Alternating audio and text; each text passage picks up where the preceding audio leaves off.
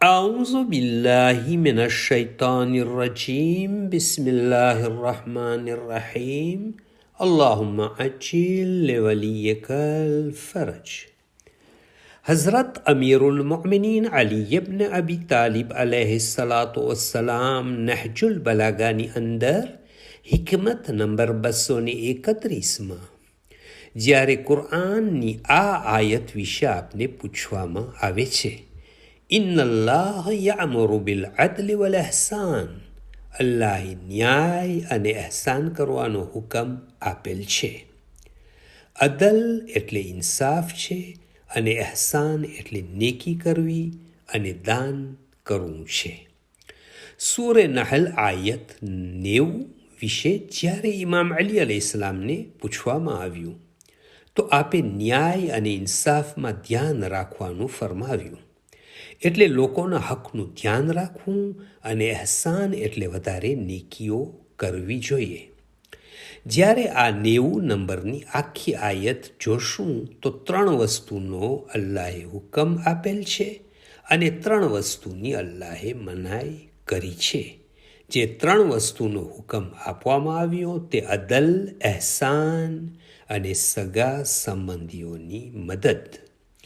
અને જે 3 વસ્તુની મનાઈ કરવામાં આવી છે તે ખરાબ કાર્યો, અલ્લાહે મનાઈ કરેલ વસ્તુઓ અને જુલ્મો, અત્યાચાર. જે કોઈ સમાજ આ આયત ઉપર અમલ કરશે તો એ સમાજમાં કોઈ પણ તકલીફ અને પરેશાની નહીં આવે. આ કુરઆનની એવી આયત છે જેમાં દુનિયામાં રહેવાના તમામ હુકમો બયાન કરી દેવામાં આવેલ છે. અમુક લોકો જ્યારે તફસીર કરે છે ત્યારે અદલને વાજિબ વસ્તુ અને એહસાનને મુસ્તહબ વસ્તુ કહે છે.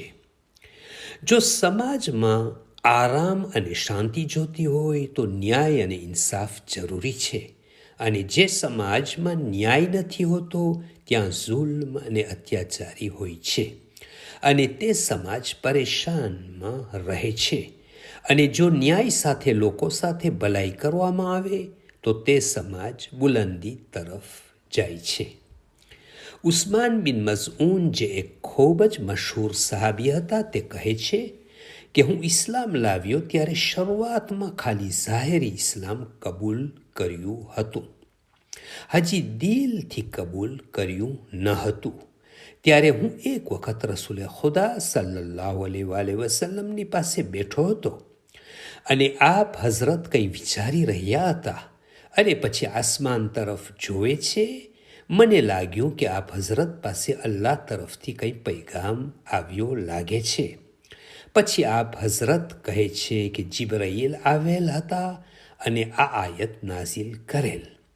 ઉસ્માન કહે છે, જ્યારે મેં આ આયત સાંભળી તો મારા દિલમાં એવી જગ્યા કરી લીધી કે હું દિલો જાનથી એક સાચો મુસલમાન બની ગયો. અલ્લાહુમ્મા સલ્લી અલા મુહમ્મદિન વ આલિ મુહમ્મદ વ અજ્જિલ ફરજહુમ from Fountain of Ahlul Bayt alayhimus salam.